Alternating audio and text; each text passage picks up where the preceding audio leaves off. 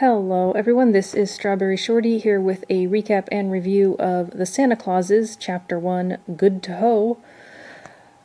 And I had hoped that I would finally have a home and access to my normal recording equipment, especially before doing any more recaps, because I've had some trouble remembering everything that happens. Hopefully that will be less of a problem here, since these episodes are surprisingly only about 30 minutes long. I don't know about these titles though. Good to Ho does not sound very Disney. I'm overall a fan of the movies. I like the first one the most. Second one, thought they went a little too Disney with it. Third one was fine. The concept of this show, though, never really appealed to me, because if you read the kind of summaries before the episode came out, it was all like Santa's, thinking about retiring because he's getting too old for the job, and this just always kind of seemed like one of those cases where, he's a magical being, so he can't really get too old for the job. Like, he can get tired of it, but not too old for it. But I decided I would watch it, especially since apparently they're bringing Bernard back, because one of my biggest annoyances with the third movie was how they basically acted like he didn't exist.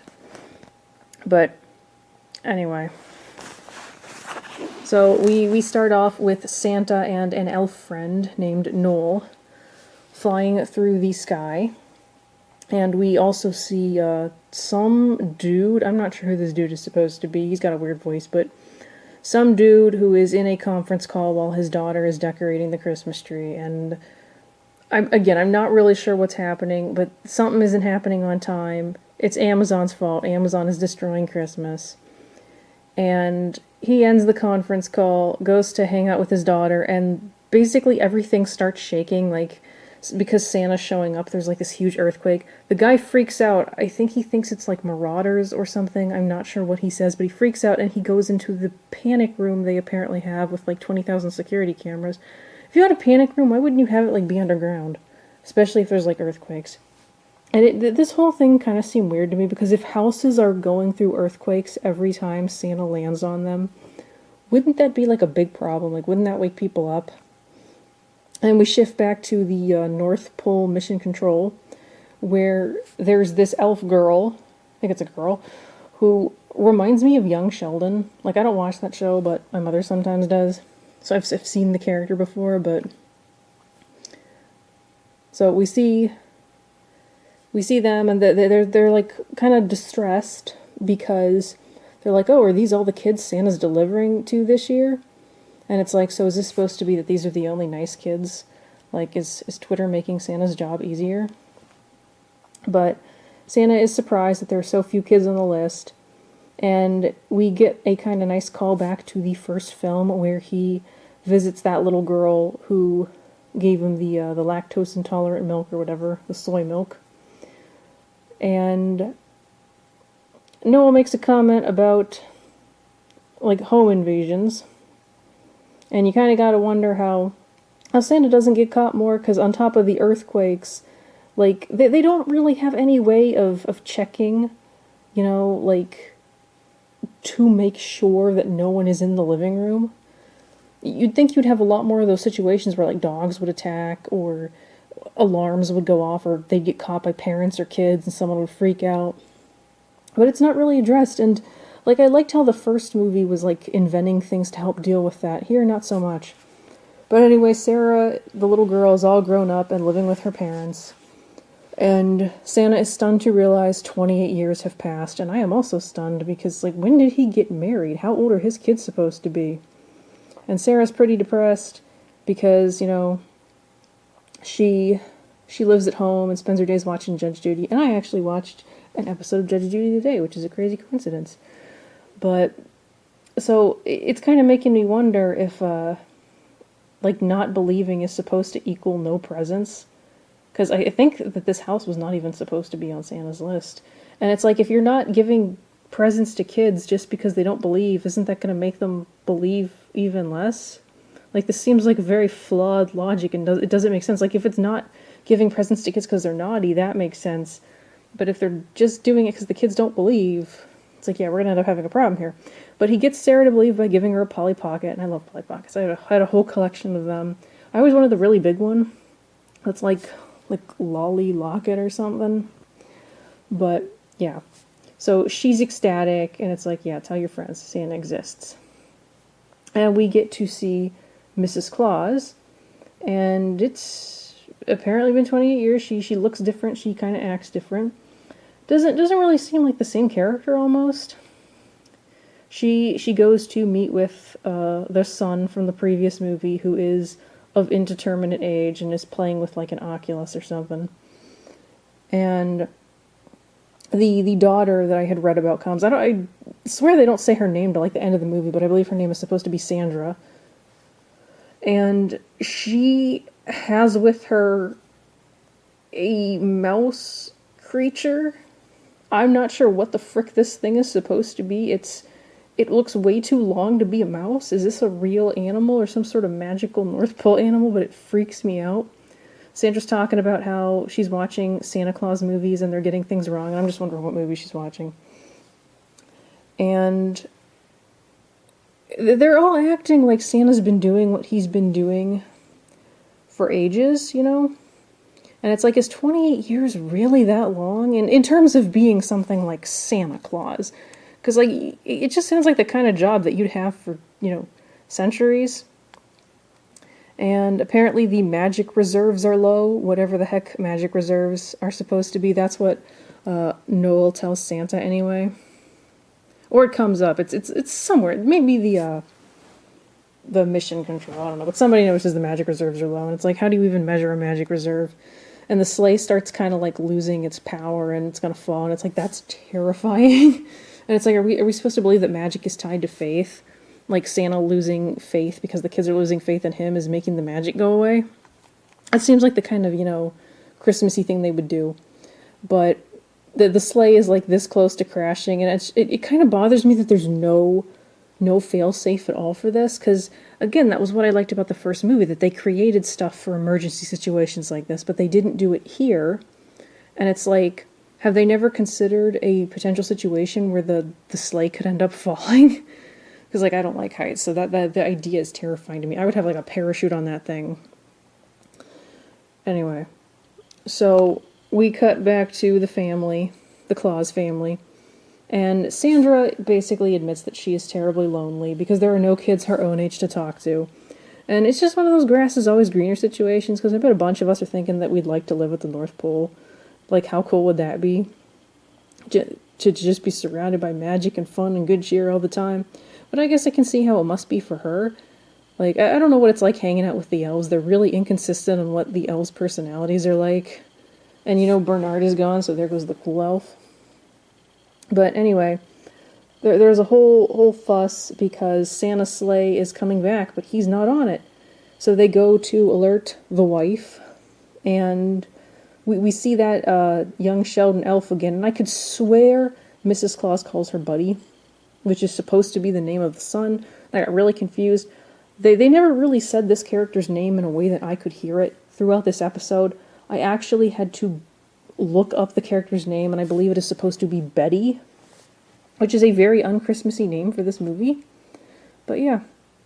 And when the sleigh arrives and only Noel is on it, they are much like the first movie, which a lot of people have pointed out. The elves are oddly unbothered by the possibility that Santa has died. Like, when the sleigh returns without Santa, that's their first thought, and like one of the elves is like super stoked and is like hoping it's, I don't know, some famous person. I think she says Harry Styles. I'm not sure who Harry Styles is. I think it's an actor. I feel like I've heard of him but don't really know him.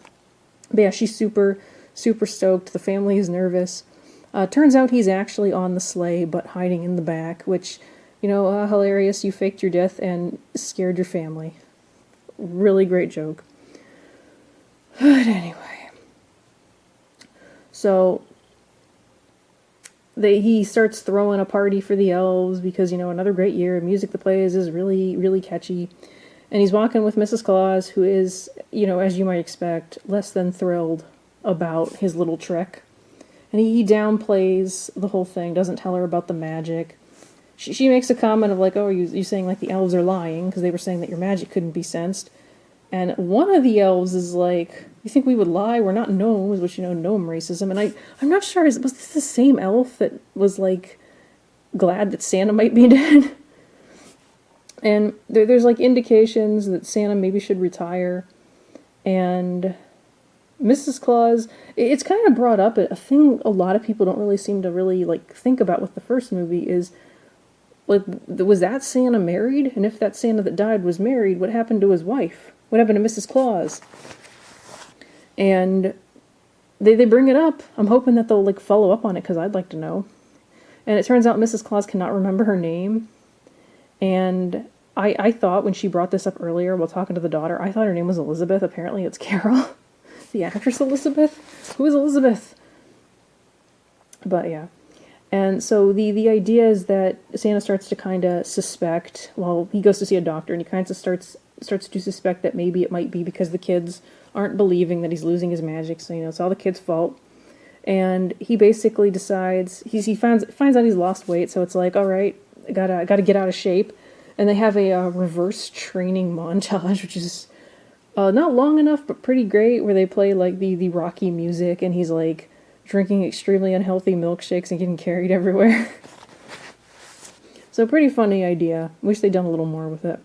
And the whole time they're doing this montage, they're, like, counting down the days to Christmas, and his kids do not, like, appear in this montage at all. And it's like, are you spending any time with your family?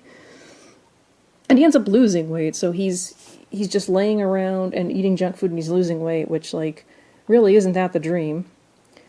Sees the doctor again, starts kind of talking to her like she's a therapist, and kind of mentions how Merry Christmas has become problematic to say now, which I always thought was kind of ridiculous. Because, like, even if you don't celebrate Christmas, why would you be offended that someone wishes you a Merry Christmas? Like it's well-intentioned. Christmas is not a bad holiday. Alternatives to Christmas are not bad holidays. Like, it's really not something you should be offended over. Anyway, he at least can still do magic and hover, because apparently that's a Santa thing, is hovering. She uses a measuring tape to see how good he's hovering, and he's good to ho, according to the measuring tape, which is a title drop and still feels incredibly wrong. And they have, like, a sort of, like, council meeting where they basically go over all of the children, and it's like, are they naughty or nice? And there's one girl who's, like, threw a temper tantrum, and Santa's all, like, naughty, and it's like, naughty? Really? Just because she threw a tantrum? Like, that's a bit extreme. And then there's another kid who was disruptive in class, and Santa wants that kid to be naughty, too. And it's like, these are all minor offenses. Like, they're not good, but they're not naughty.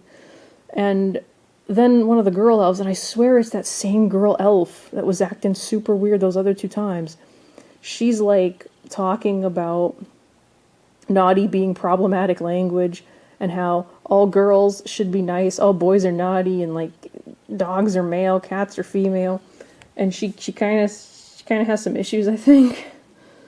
And yeah, so the kids aren't believing. I think Santa needs some good PR, because he's Santa. Like, it shouldn't be that hard to make the kids believe. I get that, we're in a time when it's hard to believe in magic, but, like, just show up and give more kids Polly Pockets. That would do wonders.